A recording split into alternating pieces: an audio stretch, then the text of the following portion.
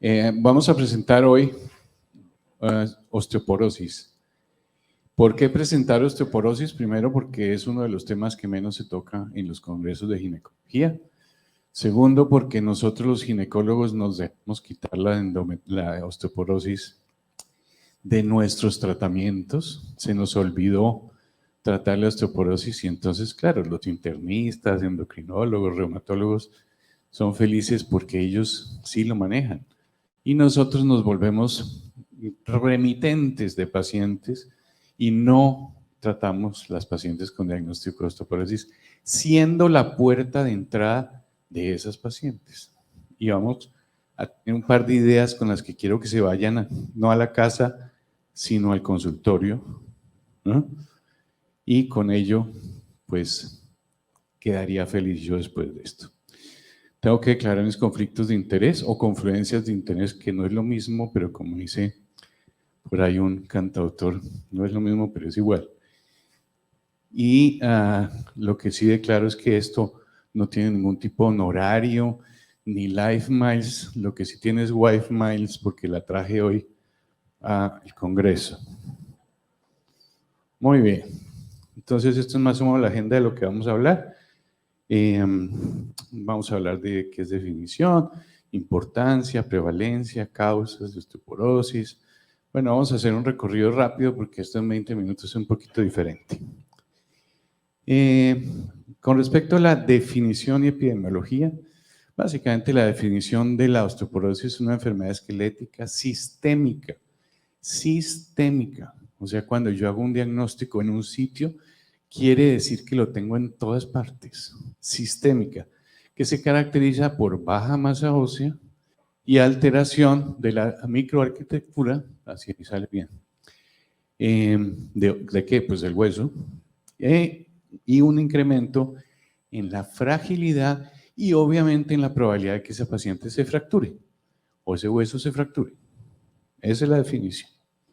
Ahora, para la primera idea para llevarse al consultorio, de 2 mujeres mayores de 50 años, una tiene osteoporosis.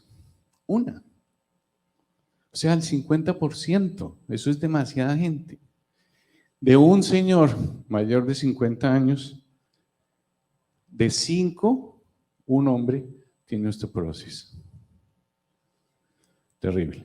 Bien, pero ahora, además, en las encuestas, cuando una paciente tiene una fractura de cadera, que es la que más impacto tiene en epidemiología, en la clínica, en el sistema de salud, esa mujer preferiría morirse que haberse fracturado.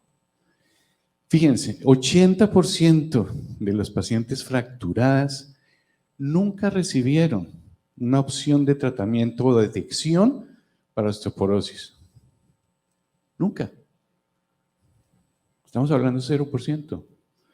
Ok, esa es la otra idea para llevarse al consultorio. Y obviamente con el tiempo vamos a tener muchas pacientes fracturadas.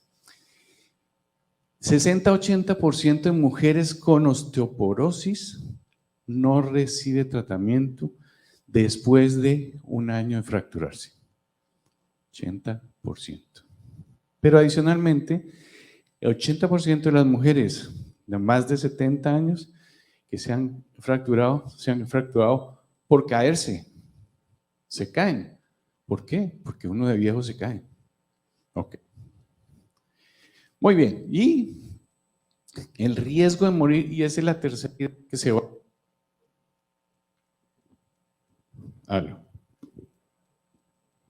Esa es la tercera idea que se va para el consultorio, es que el riesgo de morirse a una paciente que hace una fractura de más de 60, con más de 60 años, de la cadera, el riesgo de morirse, 30% de esas mujeres se mueren el primer año. 30%, la tercera parte de ellas se va a morir el primer año por complicaciones secundarias o primarias de la fractura. Estamos hablando de gente muy joven, porque pues obviamente joven es toda persona de la edad de uno o menor, ¿no? Entonces, bien. Entonces, ahí está más o menos la incidencia de fracturas. ¿Aumenta con la edad? Claro, aumenta con la edad. y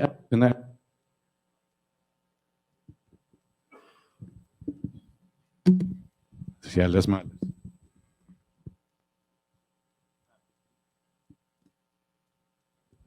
Aló, ya. Hacia las malas, ¿no? Tiene alguna cosa ahí rara.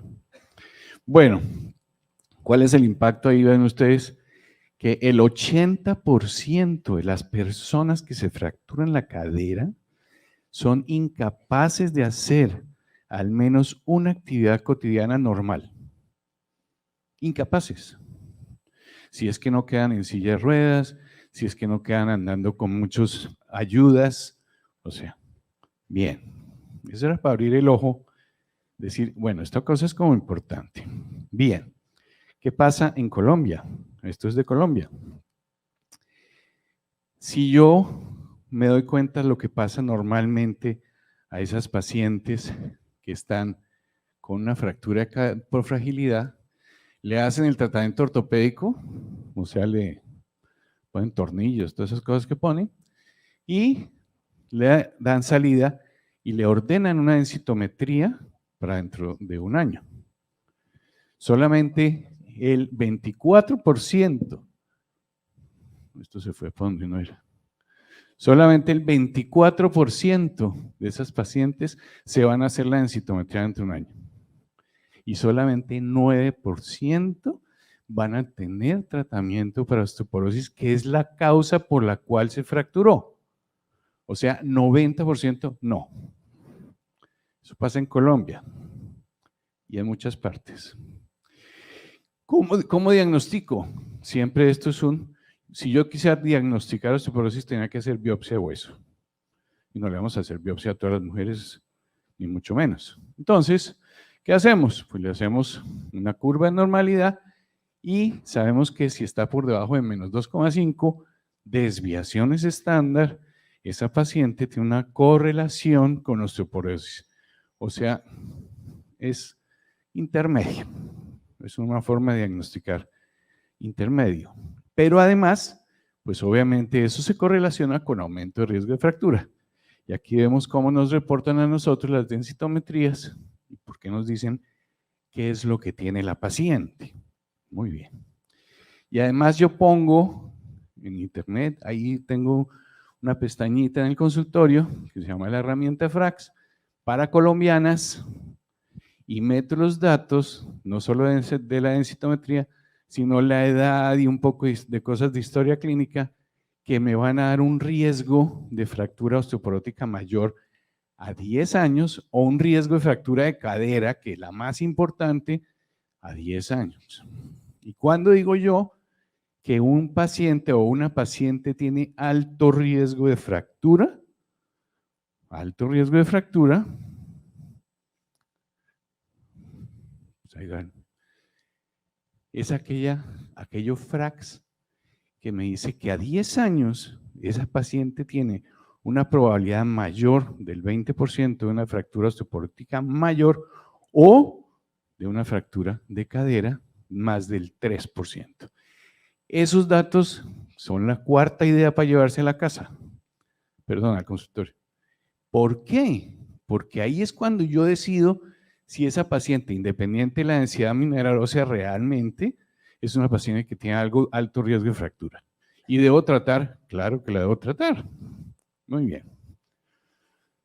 Ahora, hay otras cosas que se asocian a que un paciente tenga osteoporosis, no solo la edad.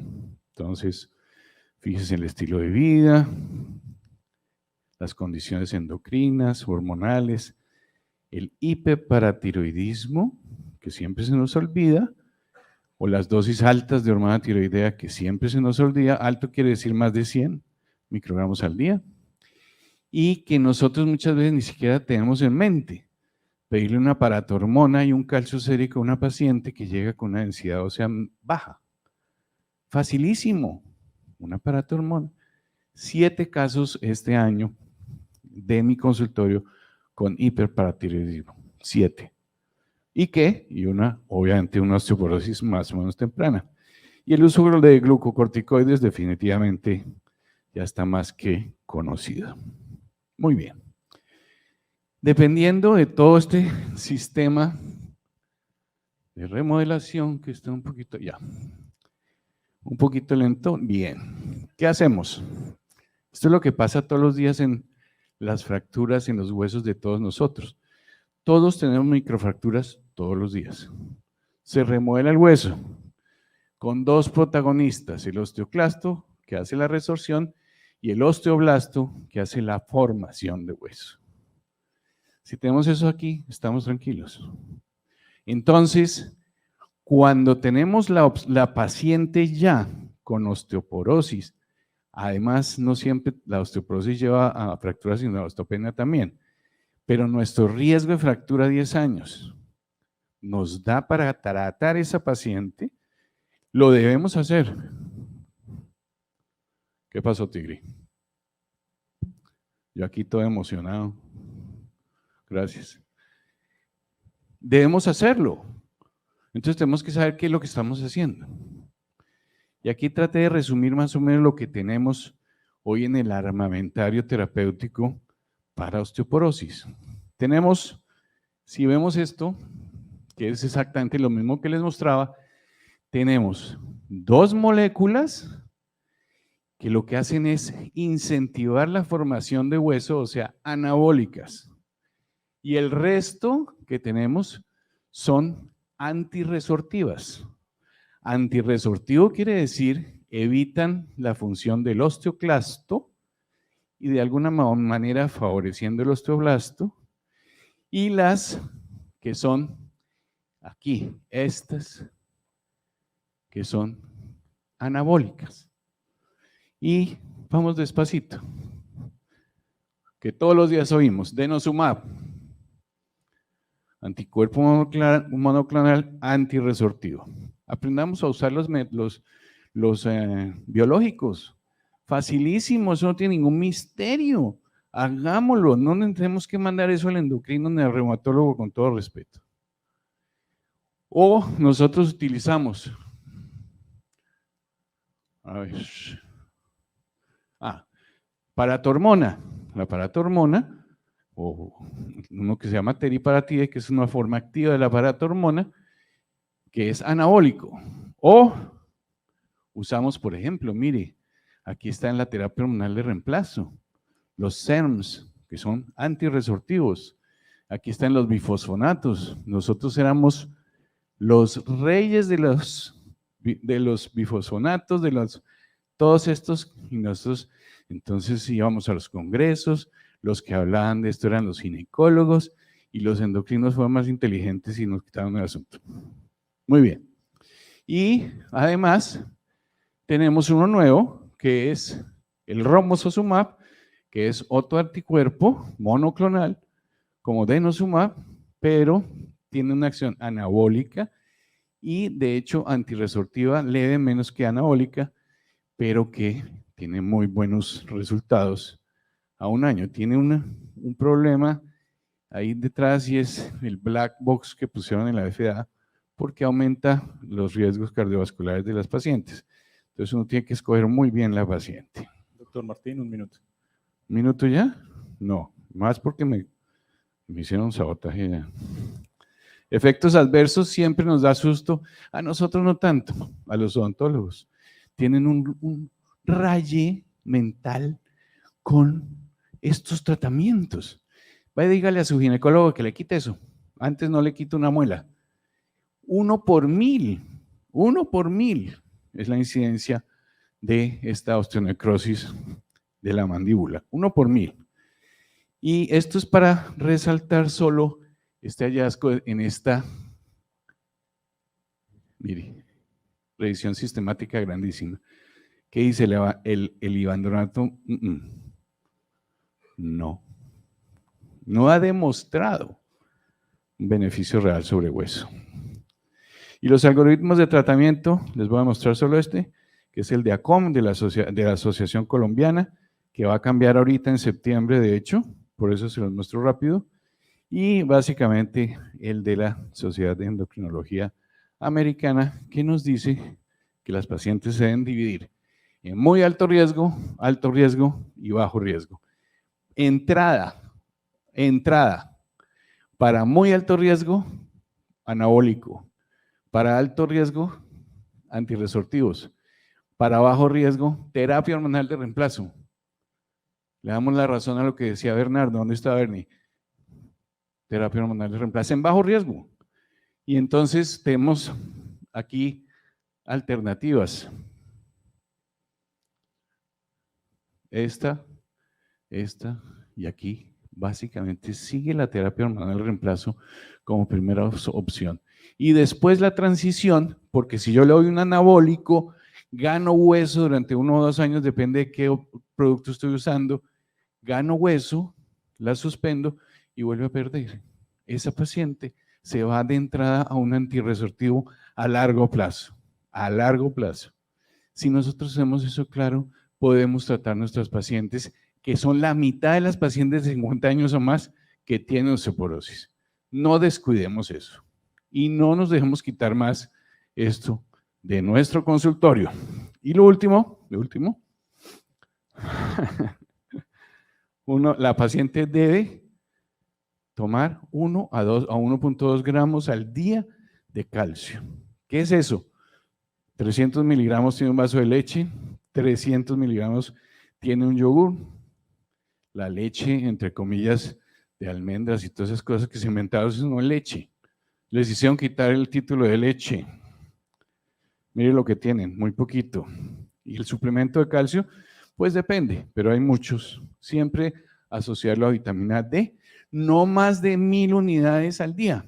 Le llegan pacientes con 100 de vitamina D en sangre y si uno le va a dar un tumor, por favor, ¿qué están haciendo? 3000 y 4000 unidades al día se están tomando las pacientes, 1000.